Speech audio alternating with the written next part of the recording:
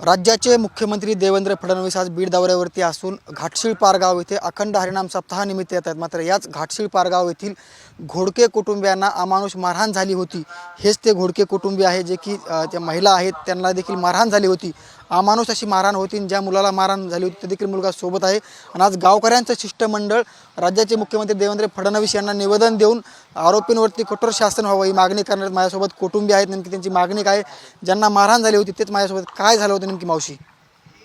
आमच्या मारहाणीचं कारण आम्हाला रानात जाऊन खूप हाणलं, पण आमचे आज लाडके बंधू येणार आहे तिथं निवेदन करायला घाटशीळ पारगावला।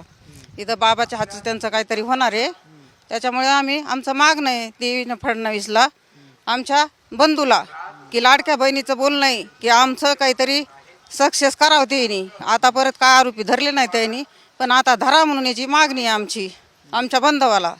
त्यांनी एवढं पूर्ण करावं आमची अशी इच्छा आहे। देवेंद्र फडणवीस बहिणीचं काहीतरी घरनं ऐकायला पाहिजे त्यांनी थोडंफार तरी। बहिणी म्हणून नुसत्या तशा झाकून ठेवू नका बहिणीला, बहिणीचं काहीतरी पूर्ण करा ना, स्वप्न पूर्ण करा तिचं, अशी मागणी आहे आमची देवेंद्र फडणवीसला। अमानुष मारहाण झाली, हाताला लागलेला आहे, त्यांच्याकडे घराणं मारणार आहेत, निवेदन देणार आहेत, काय तुमचं घराणं असणार आहे नेमकं? आमच्या घरानं यायचे फक्त त्यांनी त्यांना अटक करावं, आरोपी अजून मोकळे आहेत, त्यांनी आरोप्यालाच मोकळं सोडू नये, आमचं एवढंच बांधणं नाही। आणि देवेंद्र फडणवीसने त्याची अध्यक्षता घ्यावा, आमच्या लाडक्या बहिणीचं सांगणं आहे बंधवाला, त्यांनी ऐकावा। पोलीस यंत्रणा तुम्हाला सहकार्य करीत नाही का? आरोपींना अटक करत नाही का? कुणीच नाही केलं अजून, अटक कुणीच नाही केलं, कोणत्याच पोलीस स्टेशनने केलं नाही अजून, पण त्यांनी त्याची दक्षता घ्यावा, आमच्या बांधवानी घ्यावा लाडक्या बहिणीची। लाडक्या बहिणीची दखल मुख्यमंत्री देवेंद्र फडणवीस या भावानं घ्यावा अशी अर्थ यांची आहे।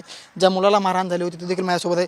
गावकऱ्यांचं शिष्टमंडळात निवेदन देणारे सरपंच ते काय असणार आहे निवेदनामध्ये मागणी नेमकी? निवेदनामध्ये मागणी हीच आहे की आज घाटशीळ पारगावमध्ये देवेंद्र फडणवीस साहेब येणार आहेत।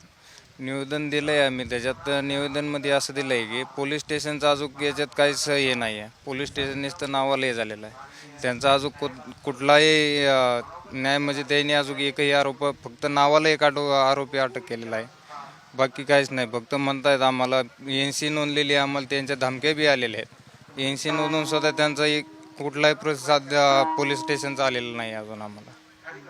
काय आता मागणं काय असणार आहे मुख्यमंत्री? स्वतः तुमच्या गावामध्ये मुख्यमंत्री येतात आज, मागणं एवढंच आहे की आम्हाला न्याय द्यावा, एवढंच मागणं आहे।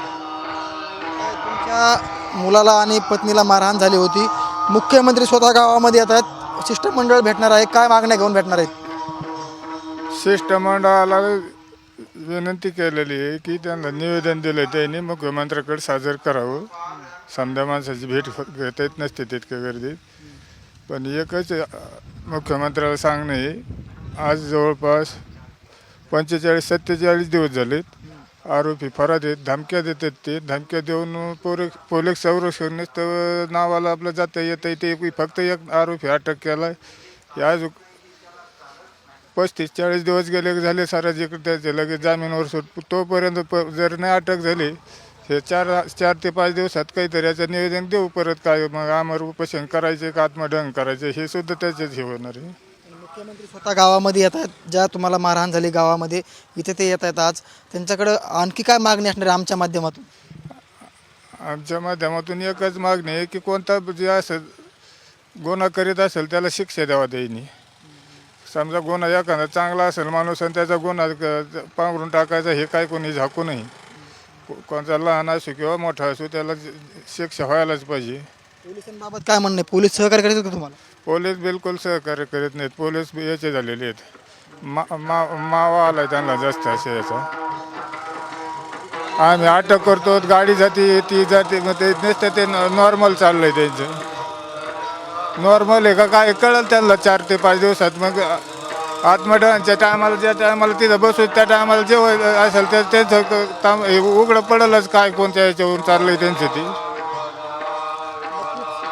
पारगाव येथील हे एक घोडके कुटुंबीय आहे, त्यांना 42 दिवसापूर्वी अमानुष मारहाण झाली होती। ज्या महिलेचा आपण आता बघितला त्या महिलेला देखील अमानुष मारहाण झाली होती। बीड जिल्ह्यामध्ये वारंवार या घटना घडतात, मात्र थांबायचं नाव घेत नाहीत। स्वतः राज्याचे मुख्यमंत्री आज घाटशीळ पारगाव येथे येत आहेत। घाटशीळ पारगाव येथील जे ग्रामस्थ आहेत त्यांचं निवेदन घेऊन त्यांना देणार आहेत। नक्कीच येणाऱ्या काळामध्ये या कुटुंबियांना न्याय मिळतो का हे देखील पाहणं महत्त्वाचं असणार आहे। मात्र जी महिलेने आता अर्थहाक दाखवली आहे की लाडक्या बहीण योजना आणली, मात्र लाडक्या बहिणींना संरक्षण द्या अशी देखील मागणी आता मुख्यमंत्र्यांकडे करण्यात येणार आहे। कॅमेरामॅन इरफान मोहम्मद सह मी योगेश काशीद, घाटशीळ पारगाव, बीड. देश विदेशातील प्रत्येक घडामोडींचे लाईव्ह अपडेट मिळवण्यासाठी आता साम टीव्हीच्या सर्व सोशल मीडिया प्लॅटफॉर्मला लाईक, फॉलो आणि सबस्क्राईब करा. तसंच सर्व नोटिफिकेशनसाठी बेल आयकॉन प्रेस करायला विसरू नका.